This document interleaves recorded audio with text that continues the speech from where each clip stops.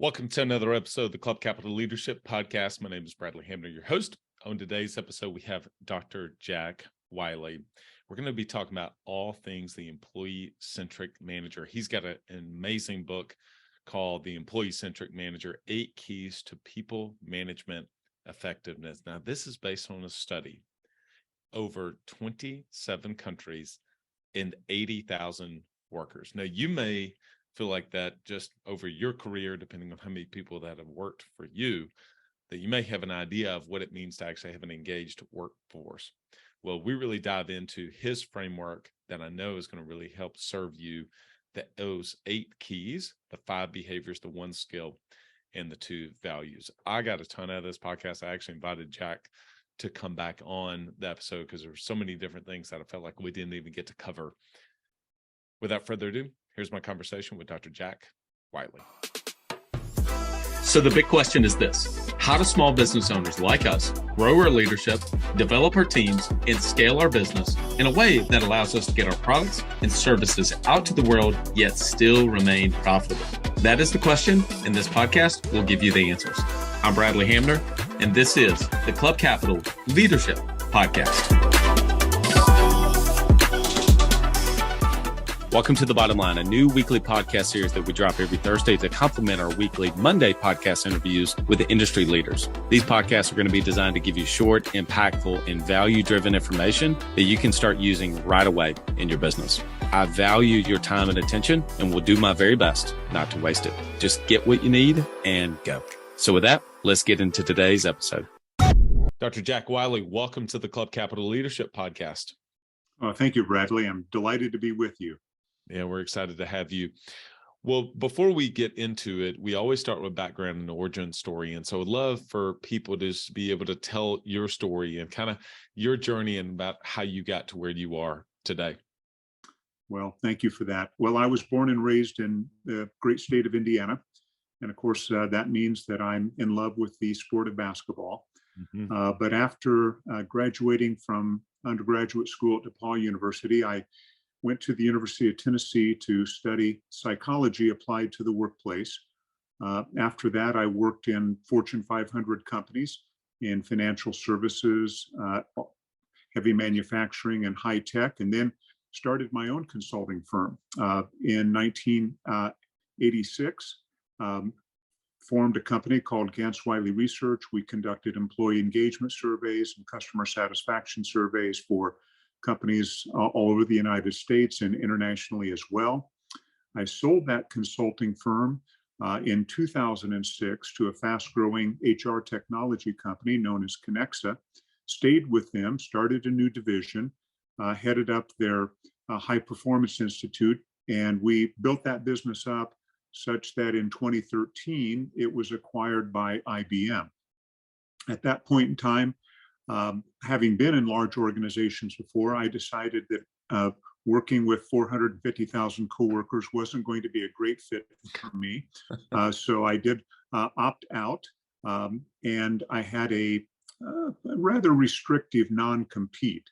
But after 1 year of just making conference presentations and talking here and there, I actually joined the faculty of a local university, started a new program in industrial organizational psychology, and stayed there for 6 years to get that program up and running, but left almost exactly 3 years ago, finishing up my academic career in the spring of 2020 so that I could devote my time and energy to the book that I recently published entitled The Employee-Centric Manager.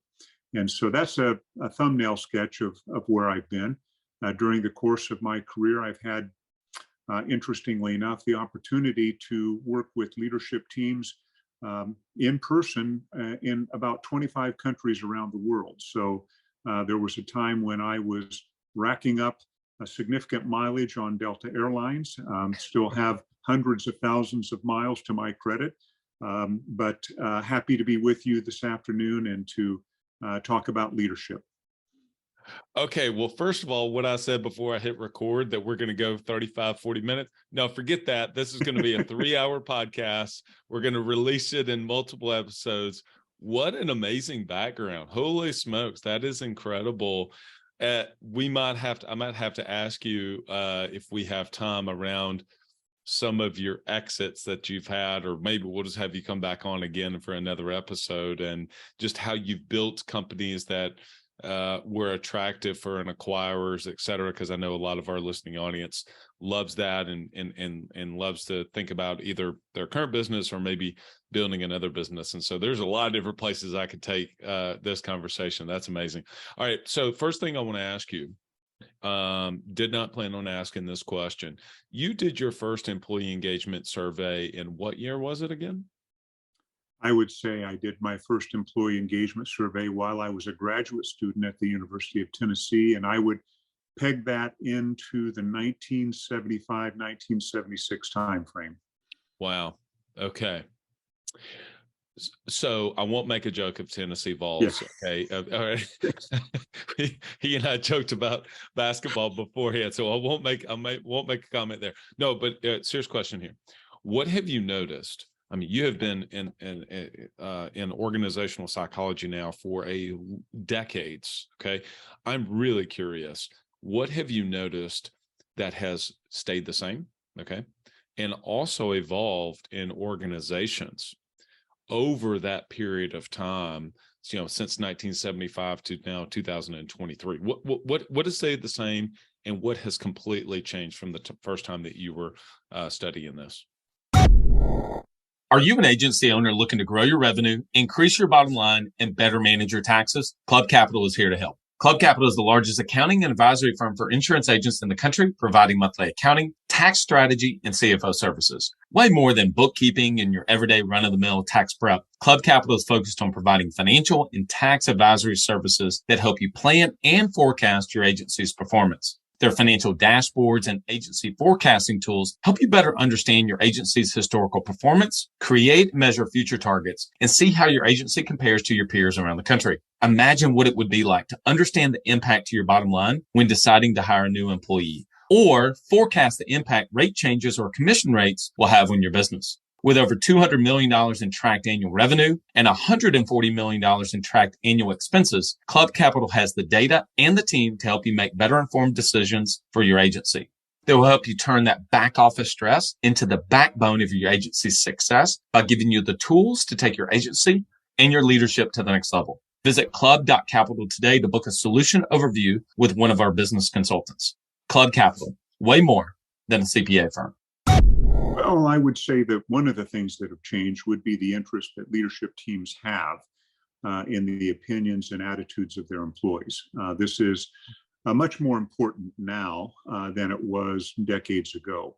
My first job out of graduate school was working on the personnel research department at Ford Motor Company, of course, one of the largest organizations in the world. And at the time, Ford Motor Company conducted employee attitude surveys, but only of the salaried workforce. And interestingly enough, the primary driving force behind that effort was that they wanted to make sure that their salaried workforce did not unionize. And so it was really a union vulnerability type of survey. What do we need to do to make sure that the conditions of our salaried workforce don't create an interest on the part of salaried workers to want to form a union? But nowadays, we see that very differently. It's a much more positive point of view with regard to, let's say, the employee survey process. The main interest now is really around the quality of the work experience for employees, because that is seen as the means to employee engagement. And employee engagement is what organizations seek to achieve on the belief that what that construct really means is that if we have an engaged workforce, then we have a workforce that is motivated to perform at a high level, committed to stay with the organization, and very importantly, willing to apply discretionary effort to get the job done. So these are the people who are willing to go the extra mile in order to get the job done, do what's necessary to meet the demands and needs of customers. Oh, I love discretionary effort. That's great. I've never heard that before. That is fantastic. It's a different way of saying going the extra mile, but discretionary effort, because everybody has a little bit more in the tank. So do you agree that an engaged workforce, small business, medium-sized company, even a large company, is a key to higher performance? Absolutely. You know, in the field of social sciences broadly, we do a lot of correlational studies. And actually, for the last, I would say, 40 years, we've been able to demonstrate that there's a correlation between employee engagement and performance, whether that be individual or team productivity, or even organizational performance at an aggregate level, if you will. But because our research techniques have improved and been refined, we're able actually to move beyond saying that there's merely a correlation, because what science really tells us today is that employee engagement, or better yet, workforce engagement, is actually a predictor of organizational success. So we've moved to beyond just establishing a linkage to showing that there is a predictive relationship between workforce engagement and total organizational performance. How does someone that does not have the sophisticated tools that maybe you would have? I mean, you sold a company to IBM, et cetera. So how do I know, without just relying on my gut, my instinct, my emotions, which, let's be honest, can go up and down? Okay. Mine can, the team can. How do I actually measure the engagement of my team, not just in an isolated day? Because everybody listening to this that has a team can say, oh, there's days where the team is just locked in. We just know that they're engaged. So if I measured it on that day, sure, they're engaged. There's other days where everybody feels like they're checked out, basically. But how do I actually know what the current engagement level of my team is, so that I'm measuring it, not necessarily just going off of my gut instinct? I mean, if you asked me, I would just throw out a number of 1 to 10 and go like, I don't know, 8, but I don't know how to actually measure that, number one. And then I'll ask a follow-up question in a second about how to improve it. But right. So if we think about measuring employee engagement, obviously you can do that by walking around and seeing what the tone is of the staff or the office or the workplace on a given day. That's probably not going to be highly reliable. What we would do, and I think what science would indicate, is that we would either create structured discussions with employees to measure employee engagement, or better yet, what I spent a big part of my career doing is actually surveying employees to determine whether or not they're engaged, or what their level of workforce engagement is. When we think about the experiences that create an engaged workforce, and I've been studying this for several decades, in fact, it really boils down, Bradley, to about 4 things. Number one, do employees have trust and confidence in their senior leaders? In other words, I trust the senior leader of my organization, regardless of what the size of the organization is. I trust my senior leaders to have determined a winning formula, a strategy for success, and I have confidence that that strategy is going to, in fact, produce the desired outcomes. That's number one. Number two, my immediate boss. It could be the senior leader of the organization, but in larger organizations, most likely it won't be. But my immediate boss, do they recognize my contributions, and do they treat me with dignity and respect? That's number two. Number three, do I actually like the kind of work I do? So am I jazzed up and excited about the actual content of itself? That's really satisfaction with the work itself. And number four, do I see opportunities for me to develop my career within this organization? Is this a place where I can achieve my career goals? And is the organization growing, developing, such that new opportunities are emerging? So these are really consistently 4 pillars, if you will, of employee engagement that really represent that experience that's needed in order for employees to be fully engaged. That is awesome. All right, here's what's going in my head. You tell me where maybe my analogy is correct or maybe slightly off base. But we've all know the Good to Great, Jim Collins' book, right? Get the right people on the bus and then get them in the right seats. Okay, so my feeling is, number one, trust and confidence. Where is this bus going and what's the route that we're going to take? So is this the right strategy? Is this the winning formula on the path that this bus is going? Number one. Number two, the boss, the person driving the bus, I have confidence in him or her, but they're also going to recognize my efforts in the bus itself. And then number three, the thing that I'm doing while on that bus, I'm not just sitting there, but I enjoy the things that I'm doing. And then I'm going to continue to be able to move up maybe from coach to business class to first class. I know that's a plain analogy, but does that make sense? Like, that's how I was trying to think through that analogy and applying it to those four things. What's correct? What's off base on that? Well, I think you're on base on all of them.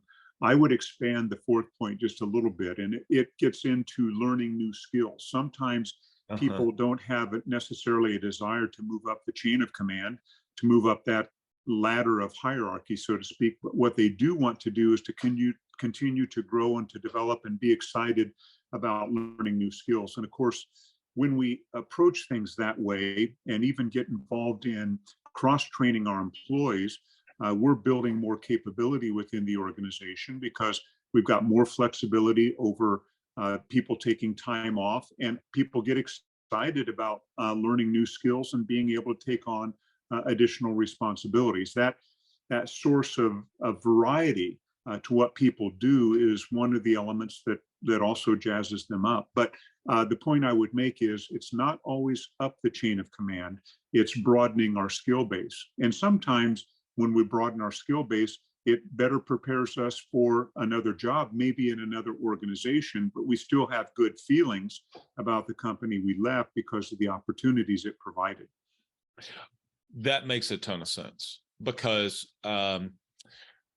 Courtney, who has worked for me now for a number of years as my EA, she's kind of evolved into her position in terms of an assistant.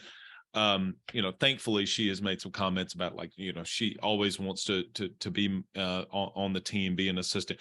But what she's saying, though, she wants to develop more skills. She wants to be exposed to more things. So she's not looking to try to move up in the organization per se. She just wants to develop in that role. She doesn't want to stay the same as she is today as she will be in 2 or 3 years. I think that's a really important key point that you make there. Yeah, that's true.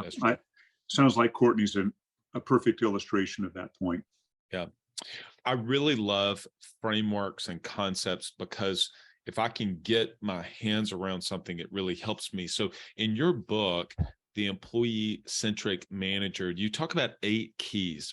And what I love about it is that you go through then the 5 behaviors, 1 skill, and 2 values. Can you just begin to kind of break apart that for us and dissect it for us about kind of what you mean and what each one of those is? Right. First of all, let's just recognize that these 8 attributes were distilled from multiple years of data collection from a representative sample of employees in 27 countries around the world. We surveyed 80,000 employees, got their input in answer to this question: what is the most important thing I want from my immediate boss? So this wasn't really a theory that I came up with on my own. I mean, we did the research, we did the work, but all of the data is based on what employees told us. So this is really the employee voice indicating what they want in a manager. So if we look at it that way, it boils down to these 8 attributes. Number 1, that my manager will show support and understanding. In other words, they're going to be accessible, they're going to be helpful, they're going to be considerate, and they're going to be good listeners. Number 2, that my boss will treat me with dignity and respect. And so what that means is I want to work for a boss who presumes that I'm coming to the job in order to do a good work and to make a contribution. They're a boss who's going to invite me to be involved in decision making where possible, and they're going to be concerned about my welfare, both physically and psychologically. So if we think about those two behaviors, those are behaviors that really contribute to the quality of the relationship between the boss and the subordinate. One moment. Number three, though, we get into some different kinds of behaviors. The third behavior would really be communicating clear performance expectations. This is about defining what success looks like. It's really about making sure that priorities are established and that the manager is providing the employee with useful feedback, helpful feedback on how they can do even a better job.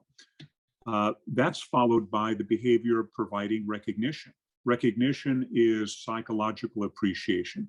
Pat on the back, attaboy, attagirl, thank you for the contributions you're making. It's not about pocketbook. It's really about the heart and showing appreciation for what people bring to the job.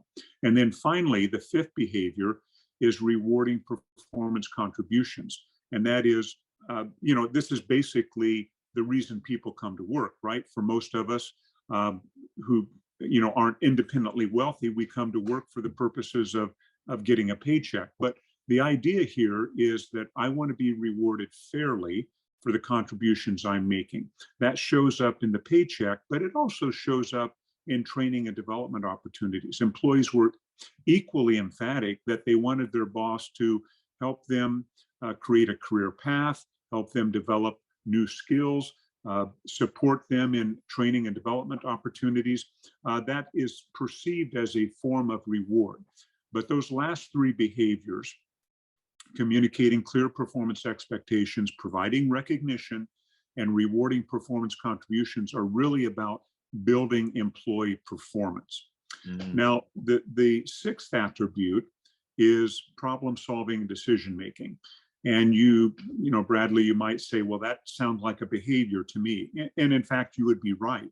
But in the data, what employees said was, I don't merely want my boss to solve problems and make decisions. I want them to be good at it. I want them to kind of clear the deck, remove obstacles to the performance of work, make decisions in a timely way, think through the downstream consequences of the decisions so that there's not a blowback to the decisions.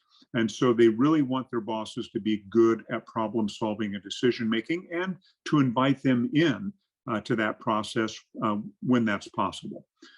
Then the last two attributes represent what I call values. Values are personal standards of conduct. And what employees said was that they want their boss to be fair and just. So in other words, they're going to be consistent, they're going to be equitable, they're not going to play favorites, they're going to show the same flexibility to all.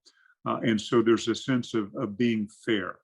And then the final attribute is similar to it, kind of the other side of the coin, so to speak, that they be honest and trustworthy, that they're forthright in their communication, they say what they mean what they say, they walk with a sense of integrity, which basically would be defined as doing what you say you're going to do, and they're credible. They protect confidential information, they don't undermine others, they're honest, and they're trustworthy.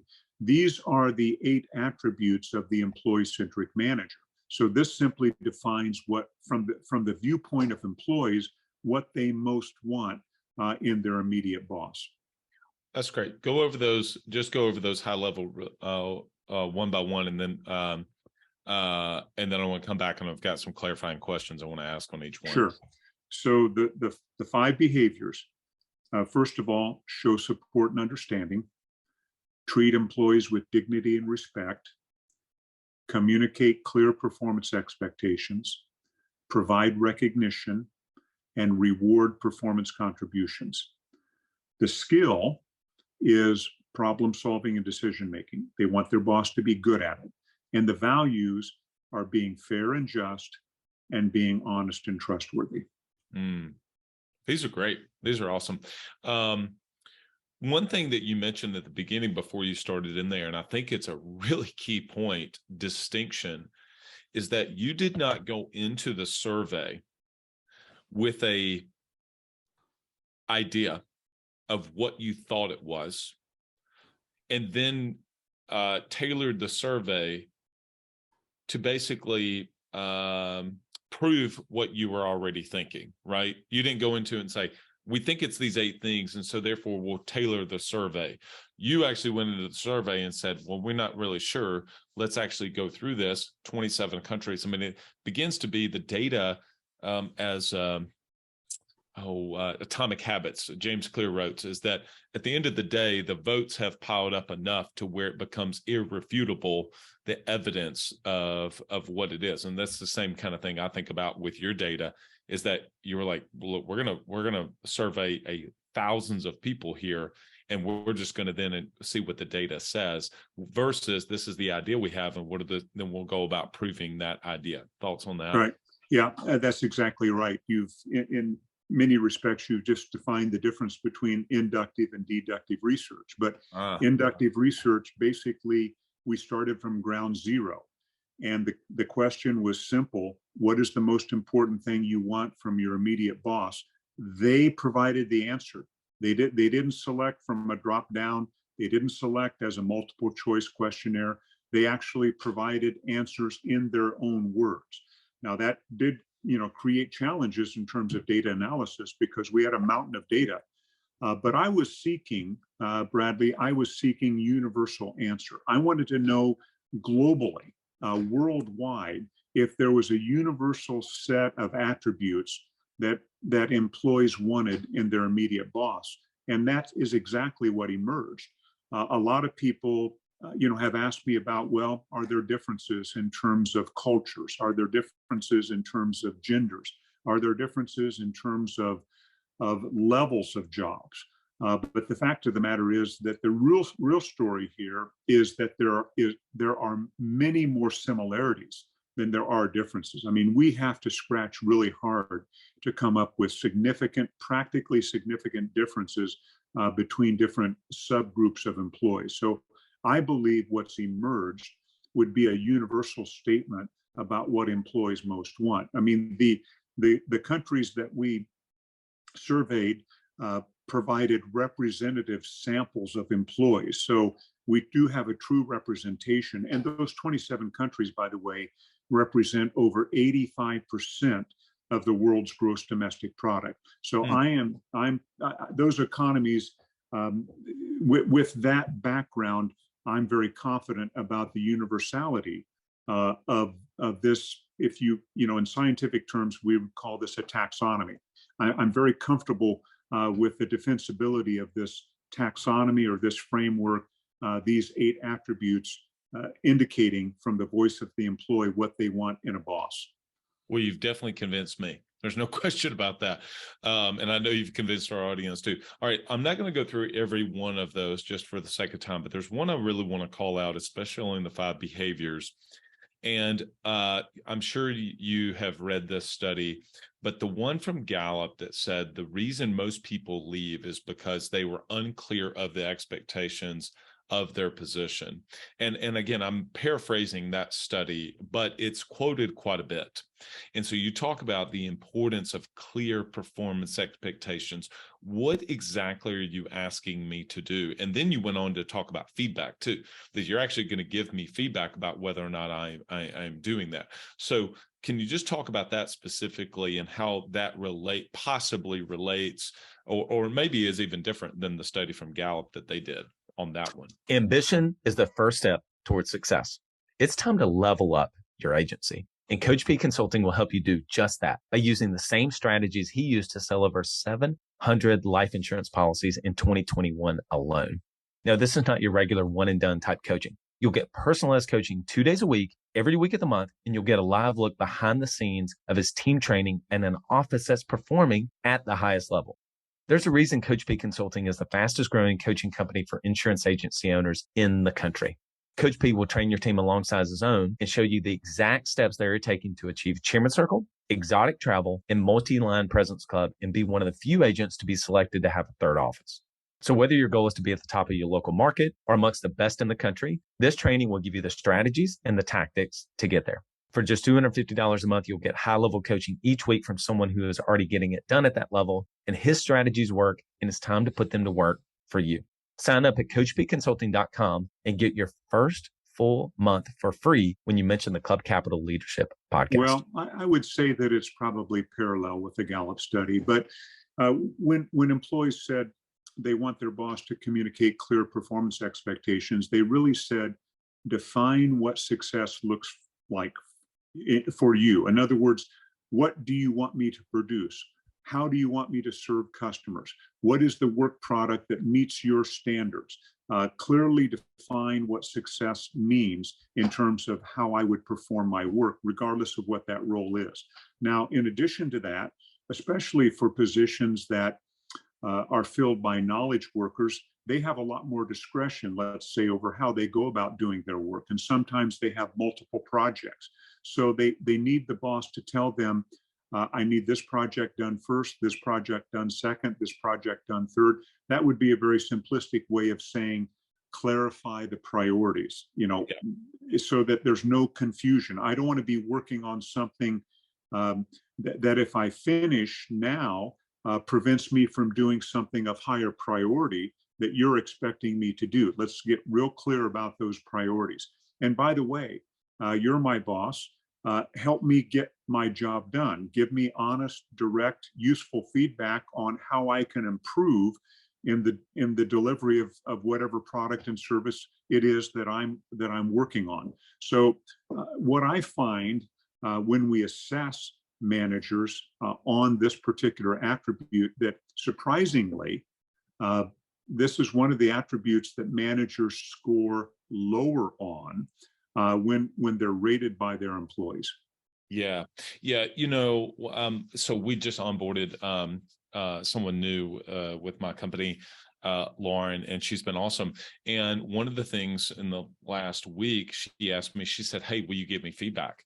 And when I think about that, I think of it in two ways. I would love your input here, but it's both on giving feedback. It's more of this, and then sometimes it's less of something else. So in other words, don't always try to find and give feedback of all the things that they're doing wrong. I don't like this. I didn't like the way you did that. That email tone was not right. That document you put together was not good. This is not how, okay, fine, sure. But then it's also, hey, this was really good. I like this type of thing. I'll give you a specific example. She and our sync meetings is what we call them. She's been asking really great questions, clarifying questions. I want to make sure of this. Well, I told her, I love that. Continue to ask questions. So it was basically trying to give her feedback that I like actually her asking more questions, because it shows me that she's paying attention, she's respectful, she wants to do a good job, et cetera, et cetera, et cetera. Thoughts on those two things? Yeah. So I'm noticing that the sunlight is coming through my. No worries.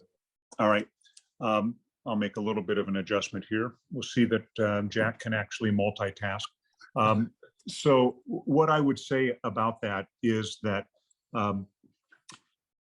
positive reinforcement is incredibly powerful. Mm-hmm. So, and employees, all of us in our careers and in our jobs want feedback on how well we're doing. So positive reinforcement is extremely important.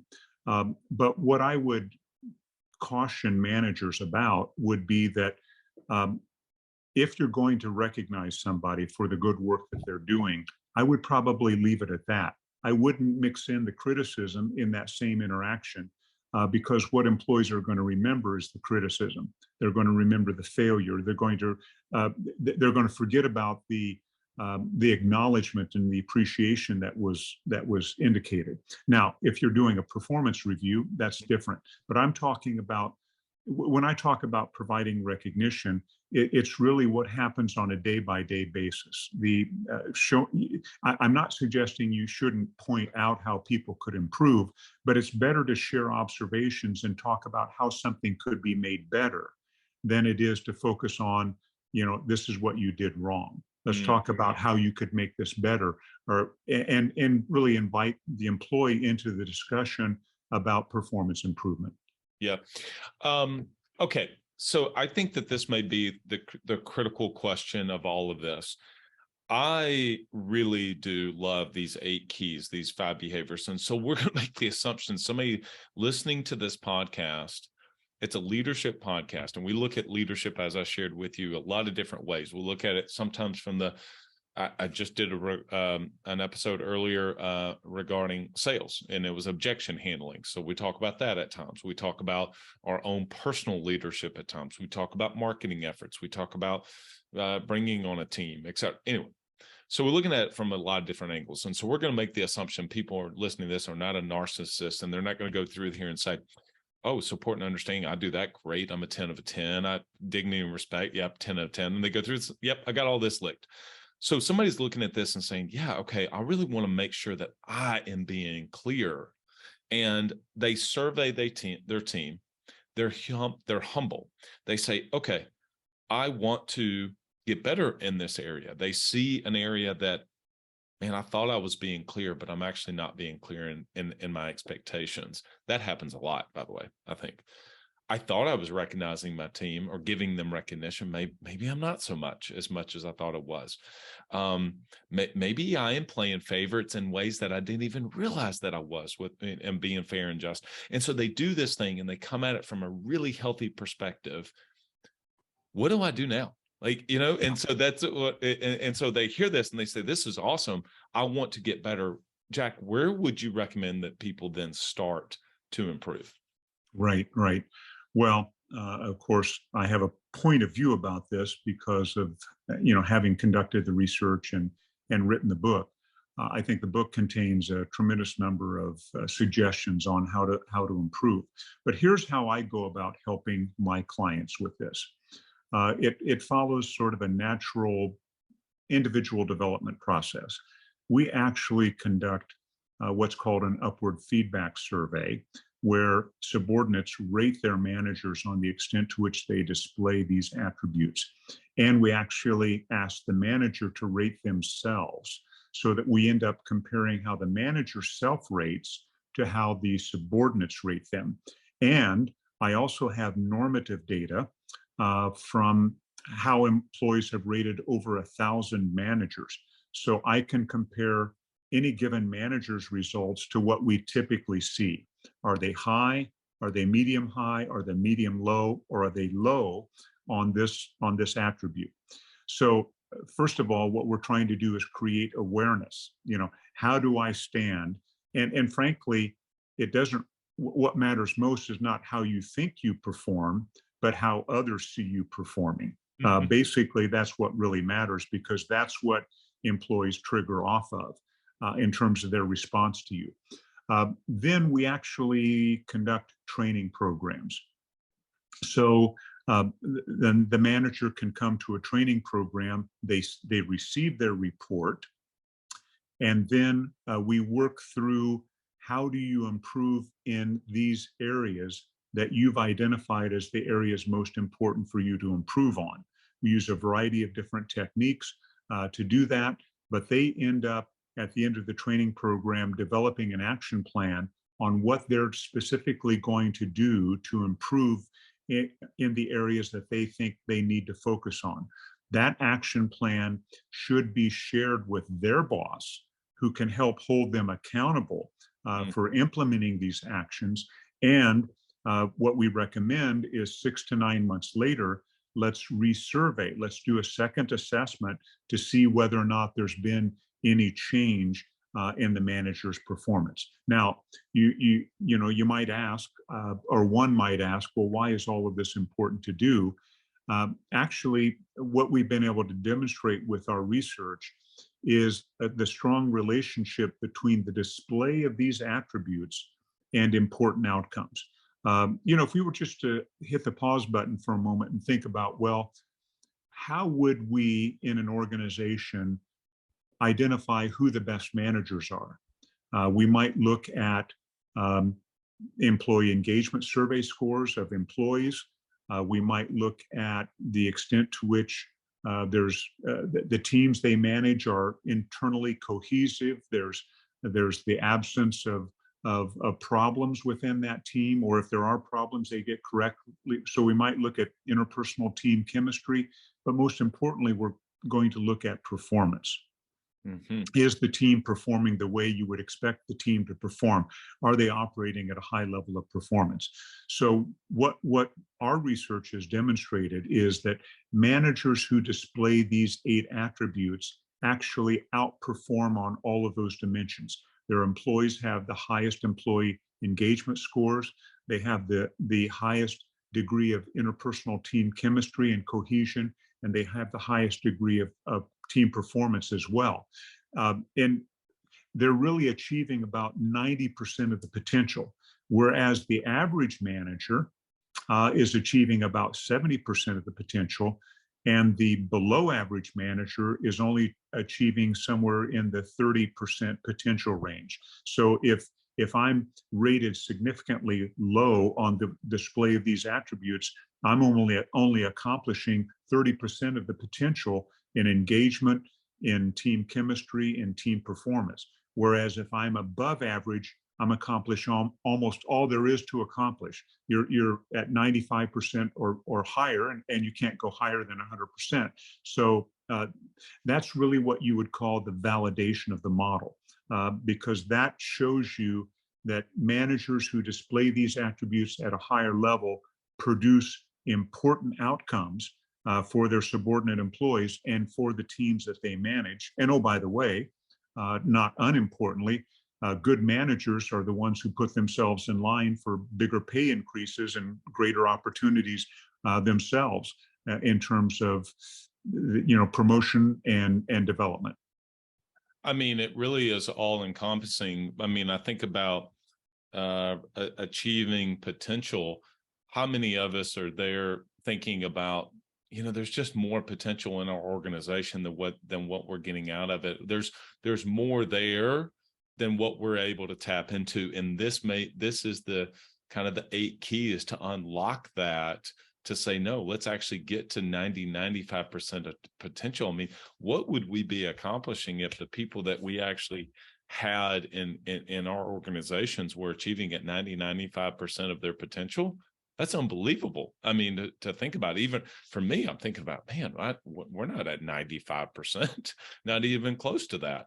I have to ask around this idea. It's almost Charlie Munger's inversion a little bit of this, and taking and saying, okay, well, if that's that, what's the kind of the opposite of this? And it's this concept that's been kind of floating around. I probably have heard it more in the last 6 months than I'd ever heard it before. I don't think I'd ever heard it until 6 months ago. And it's quiet quitting, right? You're hearing that quite a bit, is that people are not literally leaving and quitting their jobs, but they're just like, I'm just going to give up, And what are your thoughts around that? Right. Well, I think it's a real phenomenon. I don't know, as someone who studied these things over the course of decades, I'm not sure it's an entirely new phenomenon. I think there's always been some aspect or some degree of quiet quitting. It's, another way to characterize that would be disengagement. I'm going to put in the minimal amount of work that I need to do in order not to be called out for my performance.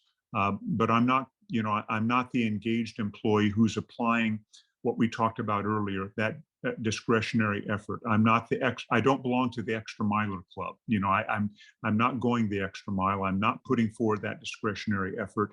I'm doing enough to stay out of trouble, but I'm not really exerting myself and accomplishing my full potential.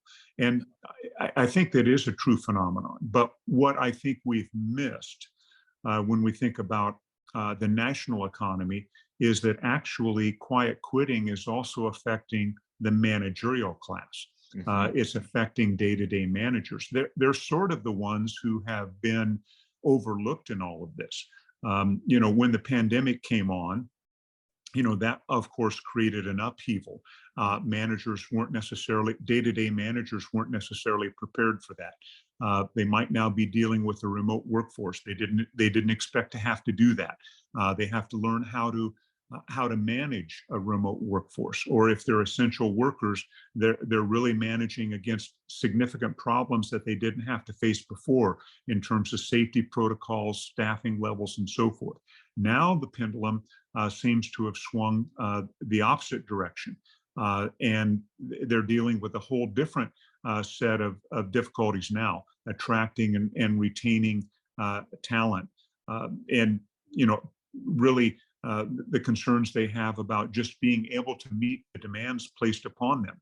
They've been sort of whipsawed, if you will, by these effects that have had that kind of really negative impact on them. And so what we're seeing is that this disengagement is really beginning to affect in a serious way that those who occupy managerial positions.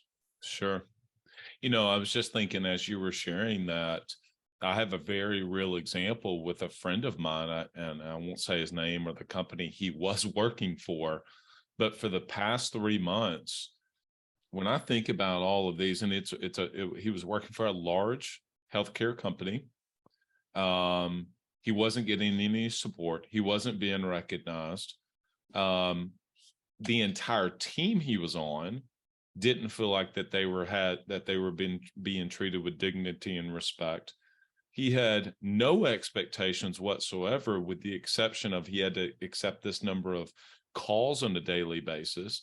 There was no rewards, incentives in there for him to do a good job, right? There was no financial incentives. There was nothing. And, at the end of the day, he quit for several months until then he finally quit. Right. Yeah. And I think to myself, he even said, look, I'm going to take a job paying me less because I could not stand the work environment. And then he was not specifically even talking about his boss. It wasn't a interpersonal thing about who that person was. It was just the way the entire structure was. And that's a very large organization. And so to me, as you were sharing that, it was just kind of an example of like, oh yeah, I mean, I totally see how everything that you are mentioning here was playing out in his career. So Jack, this has been fantastic. I have learned a ton, and I don't say that all the time, but I have really learned a ton from this. This has been great. People want to connect with you, pick up the book, learn more about your work and how you might be able to support them, help them. Where would you point them to? Right. Well, of course, the book is entitled The Employee-Centric Manager, written by Jack Wiley, W-I-L-E-Y. They can also go to my website, www.employee-centricity.com. It's a bit of a mouthful, but www.employee-centricity.com. It's about employees. It's really about the employee-centric manager concept. So that would be where they could learn quite a bit more about what we're doing and what we have available. Awesome. Jack, this has been a great episode. I hope to have you back on in the future, and we'll have you back on to talk about some of your exits that you had along the way. I'd be delighted to do so. That'd be a lot of fun. I feel like we've just scratched the surface here. So I hope to talk to you again. No question. Well, I do it every week. So what stands out to me? What are my key takeaways? Well, I think this week it's going to be one, and it's going to be the 8 keys, the Fab Behaviors, the 1 skill, and the 2 values. So maybe that's actually 3, but it's all under his framework. And I love things whenever they, not to try to fit in a box, but something where I'm able to remember them. Because then if I can go through, okay, there's 8 keys, 5 behaviors, 1 skill, 2 values, I can begin to remember what those are. And I can take clear steps. After we hit record, I was talking to Jack, and I really genuinely said, hey, for me, and I know many other people, we really want to get better. We want to improve as a leader. And so I think about some of these things. I think I'm doing a pretty good job, but I'm not really sure. And so we're going to have him back on the podcast to be able to talk about not just about it from the perspective of the manager, but also about what is the most successful companies actually do. So from the company level, not just a managerial boss level, which was really the focus on today, what are the things we can do in actually structuring or architecting our businesses in a way that helps us to be able to attract the right kind of people, develop those people, and then be able to retain them so that we can actually have more of those performance. So what can we do on the business side? So I'm excited about that second follow-up conversation with Jack. I hope this served you. Make sure you check out his website. Go to Employee-Centricy. Excuse me. Make sure you go to his website, Employee-Centricity.com. Employee-Centricity.com. We'll make sure we put that in our email that we send out in our show notes. Thank you to our podcast partners and sponsors. We love working with them. Look, you know the importance just in this conversation around employee engagement. And one of the things I think that he mentions, which ties to what Coach P does, is the importance of like skill development. I was given the example like with Courtney, that's been with me obviously for quite a while, and she's really the podcast assistant.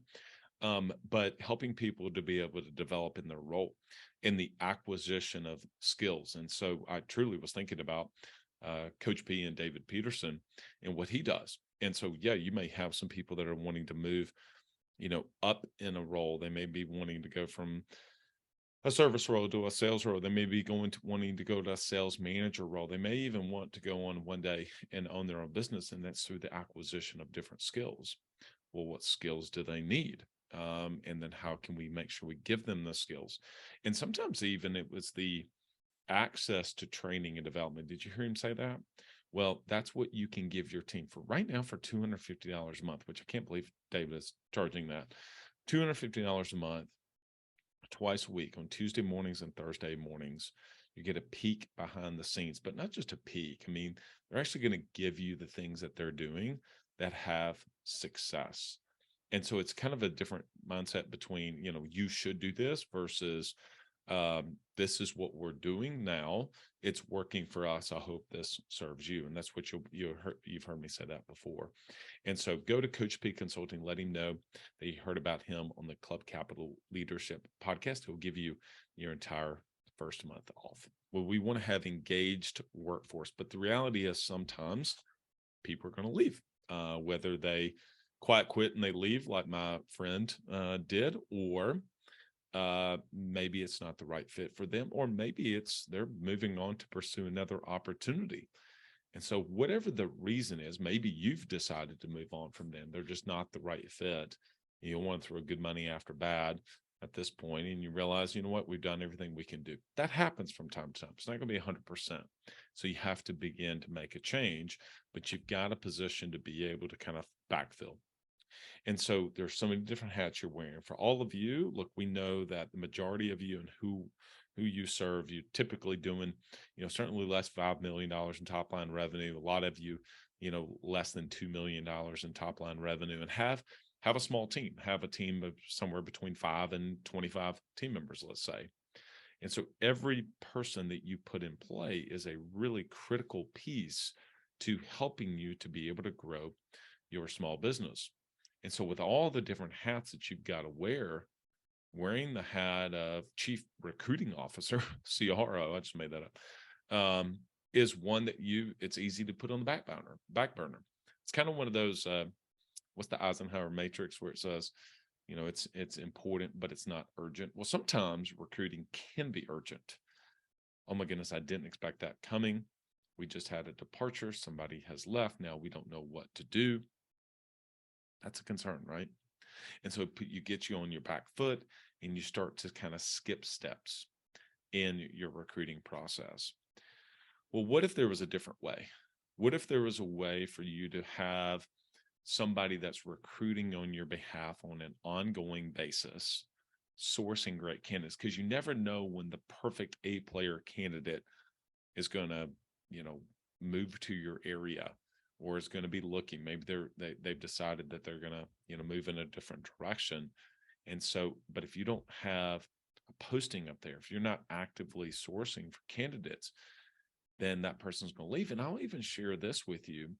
You may have even had it as far as having it all set up. You've got your system, and you need to go in there every single day and look at the new people that have applied, but you kind of forget. And so that's exactly where autopilot recruiting is able to step in, and they take that from you so that they're constantly sourcing people. Now, at the end of the day, you're making the decision. They're not going to make that decision for you, and you wouldn't want them to make that decision for you. But they're going to get to know your needs and what it is that you're trying to accomplish. Maybe you're deciding you're going to bring on somebody that's part-time or full-time or in sales or in service, or maybe a marketing manager. Maybe you're going to buy back your time and get your first assistant, whatever that may be, whatever that's going to look like for you. They're able to help you with that. So go to autopilotrecruiting.com and let them know that you also heard about them on the Club Capital Leadership Podcast. When you're shifting from being the operator of your business to becoming the owner of your business, one of the skills, just to kind of stay on that topic for today, that you can acquire is the skills of financial management. And so for some of you, it may be a little intimidating that you just don't really know how to manage the finances in your business. And I get it. I've shared openly my story in a kind of a vulnerable way about not really knowing what I was doing when it comes to my financials. And I by no means say that I have it licked now, but you can begin to stack skills. And so 1 + 1 no longer equals 2, it equals 4, because you begin to stack skills on top of each other and it becomes a multiplying effect. Well, you got to have really good data, got to have really good financials, and you doing the bookkeeping and categorizing transactions is just not a good use of your time. So that is where Club Capital was able to give that to you. Plus, they benchmark you against several hundred other insurance agency owners that you can be able to see, well, what are other people doing? And a lot of times you're not able to share that. I mean, how often have you ever wondered, what are the financials of so-and-so? I mean, they're telling me their sales production numbers, but I don't know their financial numbers. Well, without knowing the people, you get to know exactly kind of where you stand on all those areas, median and mean, and what are the averages and what are the top performers doing, et cetera. So go to club.capital, finally book that no obligation demo and have a conversation with them. Share with them what you're doing now, and they can share with you how they're able to help you and how they've been able to help several hundred other small business owners to be able to use their financials to make better decisions. Go to club.capital. Outside of your team, we talk about team quite a bit, but outside of your team, one of the biggest investments that you're going to make is in marketing and marketing spend, and getting a return on your ad spend. Look, there's a lot of different places where you can invest that 5 to 8 to 10% of your top line revenue. But at the end of the day, you want to get a good return on your ad spend. You want to get a good return on your marketing effort. How much time are you actually having to put into it? Sure, it's easy to just kind of approve a few things and have maybe a billboard as an example, but how many leads is that going to bring you? And are you investing too much in branding versus direct response? And what is even the difference between branding and direct response? And what's the right level as to where you are? If I'm my first couple of years of business, where should I be versus I'm at your 10, 20, or even 25, 30 years into the business? What should that be? Well, those kind of the decisions that Club Capital can help you to be able to see, but also specifically for you, getting a good return on your ad spend. You want to work with someone that knows your business, knows your industry, and has been able to help others. Go to directclicksinc.com. Everyone, love this conversation with Jack. Really looking forward to chatting with him again in the future. Appreciate all of you. Until next episode, lead well.